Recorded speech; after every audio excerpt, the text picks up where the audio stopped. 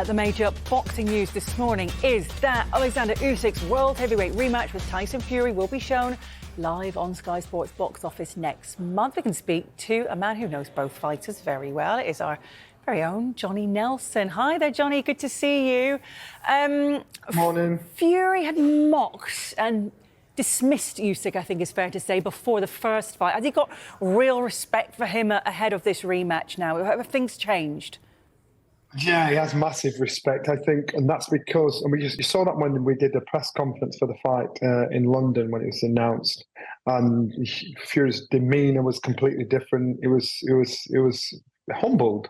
Usyk walked in dressed in black, like the man in black with a briefcase, and approached Fury to sign a picture of the point in the fight where he had Fury staggered, and Fury signed it humbly, and you can tell Fury's not that guy. He doesn't like to play second fiddle to anybody. So I'm quite sure this is a lot more personal for Tyson Fury, no matter how he tries to look at it, because now he's come up against a guy that he can't intimidate, he can't kid and con because it's lost in translation, and he's come up against a guy that he just doesn't give him anything. And so Fury knows now it's about all his skills, all his ability, all his experience, and the fight that he's got left inside him. That's got to be enough, because if it isn't, it's quite clear this fight would probably go shorter than the last fight did. I mean, Usyk paced the first fight perfectly, didn't he? He took it away from Fury down the stretch. What can Fury do differently? What he can do, in my opinion, I think the problem is now Usyk's tasted his strength, his speed, his pace once. He has a better measure of him. Remember what he did with Anthony Joshua? Anthony Joshua tried the same tactics of Fury, tried to outbox him, outsmart him. And then in the second fight, Usyk's performance against AJ, even though AJ's performance is great, Usyk's performance was better, it was more calculated. And it will be the same here. Now he has the measure of the man in Tyson Fury. He knows that Tyson Fury, he's probably going to try and jump on him, use his strength, use his size, use his physicality, which is what he should have done in the first place. And that's what he needs to do now. And Tyson has to make sure that combined with his boxing ability needs to put the pressure on him from the off. Because the longer the fight goes, there's more chance of him not being able to maintain that constant pressure, physical pace on Usyk. Whereas Usyk, what he said in the first fight, I'm not going to leave you alone. I'm going to make you work for your supper, and that's what he did. I mean, we saw Fury, nearly knocked out in the first fight. Would you be surprised if Usyk could pull off a sensational stoppage? Is that going to be the aim? That is the aim, and if I'm honest with you, I thought Fury would be too sharp, too smart, too big for him in the first fight, but he ended up outsmarting himself. Usyk just wouldn't leave him alone, made him work constantly on the back foot, on the front foot, and Fury was trying to, be busy looking good, trying to outfox him, outsmart him. But Usyk was consistent, persistent, and he kept him on the back foot. And he caught Usyk a few times and hurt Usyk, but Usyk dug deep and still kept the pressure on because he thought, I've got to test his heart.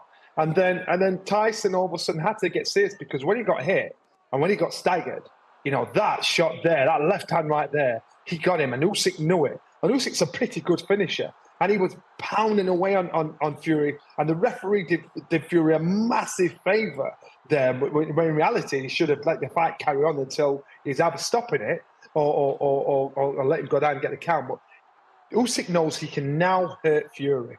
Usyk now knows he has the power, he has the pace, and he has the plan, the game plan to get the better of Fury. And Fury does too. And this is the problem, because Fury has never, ever been in this state as a professional fighter, ever. Even when he's been put down, he's never been on the back foot. And people are trying to blame everything about the corner and stuff like that, all the noise in the corner is dad. It was nothing to do with that. This is about skill versus skill. The best be the best. And you've got two very smart, accomplished fighters that are in there. It's just that one's game plan was better than the other. I mean, you were obviously a cruiserweight, Johnny, but how surprised have you been with Usyk's step up to heavyweight? Do you think, he'll once again be able to deal with the size of Fury? Yeah, I think I've always said cruiserweights can, in my opinion, could be probably 95% of the heavyweights out there if they're fully fledged and they're smart cruiserweights. They've got the speed of a middleweight, but the power of a heavyweight. But it's when the big guys, when you go up against like the Tyson Furies or the Lennox Lewises or the Deontay Wilders, that's where cruiserweights struggle with the size different, the height and the reach different. But for Usyk has done his game plan. Usyk's had 6 sparring partners out there, and he swaps them round after round after round. Big guys, and he wants to put them on so he can get the timing of them. You know, he's got the movement, he's got the footwork, he's got the hand-foot-eye coordination. So he needs to get the measurement, and it's a courageous thing having to get in there, knowing you're going to have to face the whirlwind that comes to you, because you know if they miss, it hurts. So Usyk's got to make sure his game plan's spot on. And what I'm hearing in training camp are scary. I want to ask about a bit of showboating a little in that first fight, Fury. He did say he'll be doing a little bit less, in his words, clowning around this time. A wise idea, you think? Without a doubt. You know, the responsibility of being a champion is you need to put on a championship performance. And my old trainer, Brendan, used to say, you know, you can be too smart, but then you can be 3 smart. 3 smart is outsmarting yourself. He wanted to clown around, think, I've got his number, this is easy work. Then he realised midway through, oh, hold on, this is a lot harder than what I thought. You know, here's me thinking I can beat him in his own game. If you're at that elite level, the reason why you're at that elite level, because you have the professionalism and the respect of your position. And so you will show people in the world why you are at elite level, why you are at the top of your game. Tyson Fury got complacent. Tyson Fury thought, you know, nobody can touch me. And that's where most champions, most fighters fall by the wayside. Complacency, as soon as that sets in, you know, that's when the days are over. That's when you think, you know, I need to stop planning packing in, because you cannot be complacent at the top of the tree.